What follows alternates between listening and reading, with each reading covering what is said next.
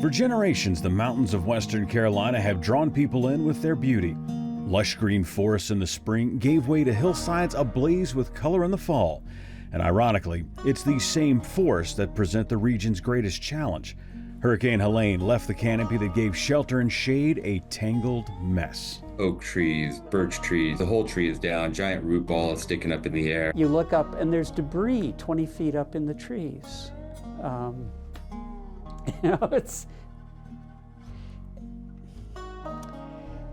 It was devastating. The forest wasn't just disturbed, it was dismantled.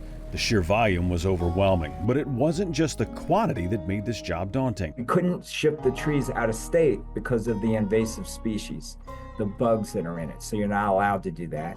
And the worst case example would be the fire pits. Just burn everything. So they got creative. FEMA's Interagency Recovery Coordination worked with the Army Corps of Engineers, U.S. Forest Service, Red Cross, and Team Rubicon to try and repurpose the downed timber, starting with firewood. As trees were identified that these would be appropriate trees for firewood for that part of the country, then we would run those trees with our heavy equipment, load a firewood processing machine, and then we would cut and split firewood in mass. The Arboretum was hit especially hard. Hiking trails were a twisted mess of limbs and uprooted trees. All that remained of some were the signs designating what was once there. How can we be a leader, and how can we show as an example that we can, with a little extra organization, put this material to good use? Their solution? Don't even take the stuff off site. Sure, they removed the larger pieces, but the crews from Ashbridge ground up everything else to be spread out when the pathways reopen. We use on our trails oak chips because actually they don't decompose very quickly. And so some of those oaks are being processed into chips and in a clean way that we can then repurpose on our site. And about those larger pieces, some found a new purpose inside Gabe Alcott's wood shop.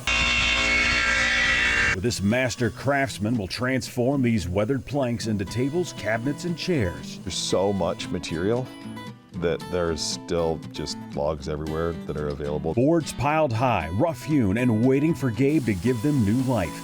The material itself adding another layer to the masterpiece. Wood is one of the few mediums that's available that's beautiful as an object as it is. Like, you know, I guess there's certain types of stone and other naturally occurring materials that fit in this category, but wood's something that you can just cut open and polish, and it's already a thing of beauty. The second chance timber giving woodworkers like Paul a chance to recover too, transforming their craft into a healing process as they shape new beginnings from the storm's remnants. As soon as we got power back here, I was down here in the shop just because it was therapy.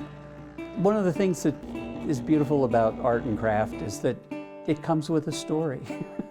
You buy something at Walmart, you bought something at Walmart, but you buy something from an artist or a craftsperson, you're buying their work, you're buying part of their life, you're buying, you know, their experience. Right now, that experience comes with an undercurrent of guilt, knowing their shop survived while so many of their friends' businesses were lost. I have all my friends who were not as lucky as I was.